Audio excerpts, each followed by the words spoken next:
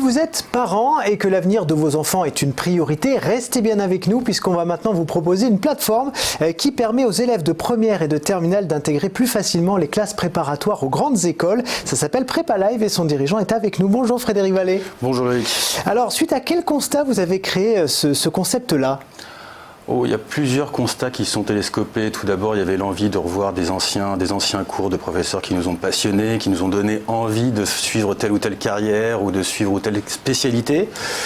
Mais pour rentrer plus dans le détail, c'est surtout parce qu'on s'est rendu compte que les plus grandes classes préparatoires sont dans les grandes villes et qu'il y a des bons élèves partout. Donc l'objectif a été pour nous de réunir ces deux mondes qui ne se connaissent pas forcément, des spécialistes du concours et des spécialistes de l'EdTech, pour créer une plateforme et surtout une pédagogie tout d'abord qui répondent à ce besoin. Alors justement, comment est-ce qu'elle fonctionne cette plateforme ? Si je suis par exemple élève de terminale, disons. Ouais.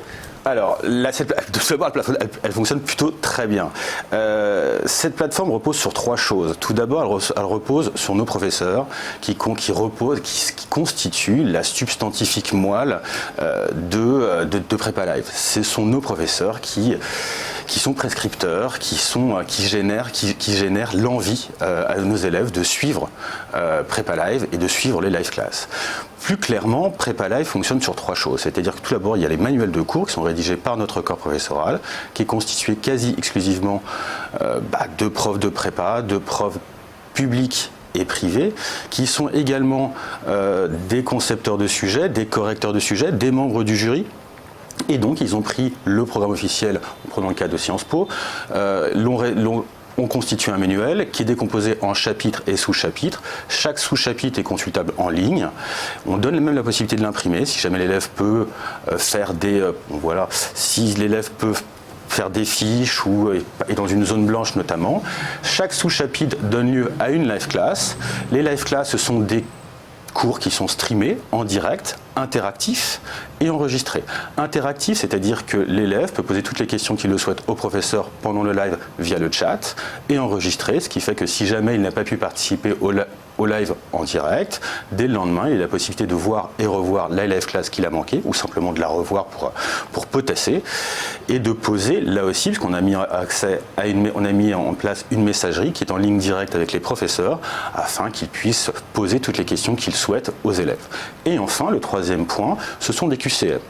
Les QCM, c'est un outil assez ludique et pédagogique, surtout pour contrôler le niveau de connaissance générale et fondamentale qui est nécessaire d'acquérir sur la dite sous-partie. Donc je répète, un programme, un manuel qui donne lieu à une live class, qui donne lieu à un QCM. Pour s'évaluer vraiment pour le concours, on a mis en place une banque de concours, une banque de sujets qui a été rédigée par notre corps professoral et qui est corrigée par notre corps professoral.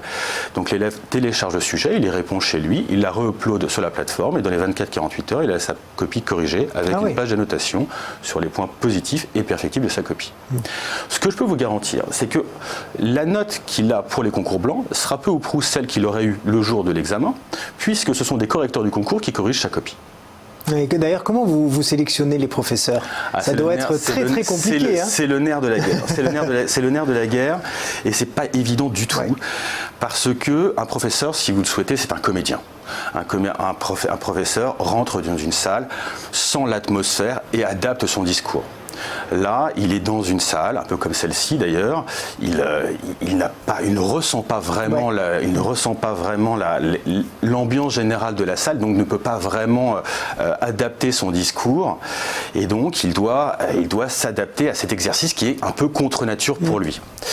Donc, notre sélection est donc assez impitoyable sur ce sujet-là, puisqu'il doit être à la fois reconnu par ses pairs, c'est doit être un professeur qui a un cursus, on voit leur cursus de certains de nos professeurs là, qui sont excellents, c'est-à-dire tous professeurs agrégés d'université, qui sont profs en prépa publique et privée, surtout publique, qui sont des concepteurs de sujets, je l'ai évoqué, correcteurs, enseignants dans les écoles qui préparent, et on leur fait passer des tests, et notamment on leur demande à nous de faire un cours. Si jamais il nous intéresse, si jamais il nous passionne, eh bien on le conserve.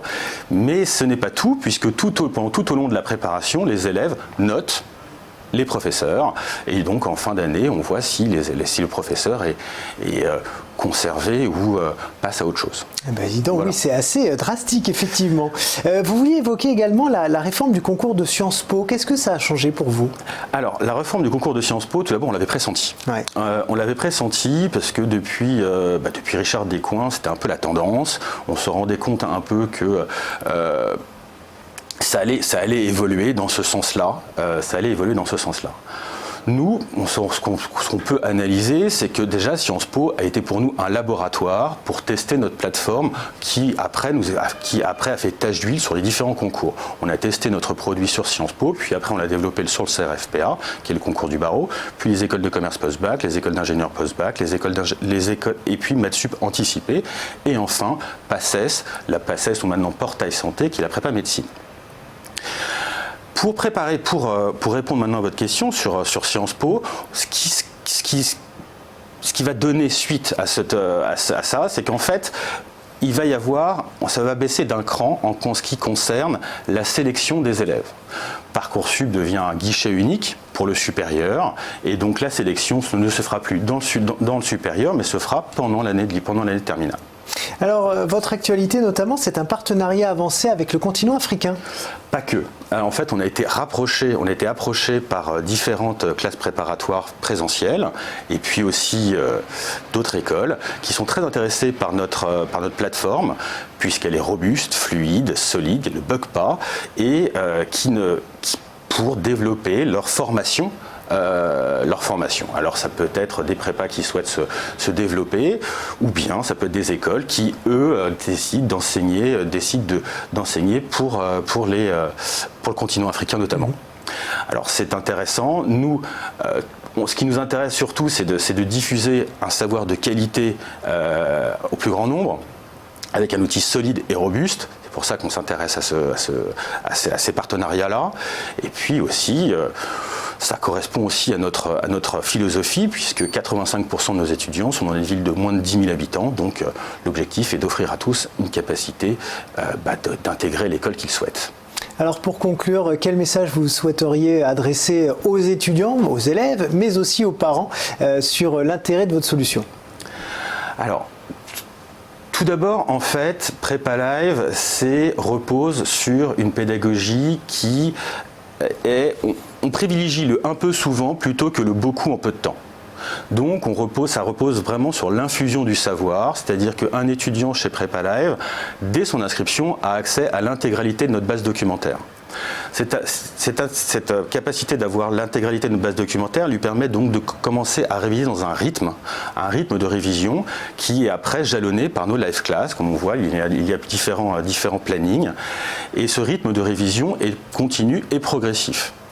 Donc le message que je peux passer aux étudiants et aux parents, c'est tout d'abord de prendre du recul, de respirer un grand coup et surtout de commencer tranquillement à réviser solidement, à son rythme, à l'ombre d'un olivier pendant les vacances par exemple, ou bien et puis progressivement après pendant les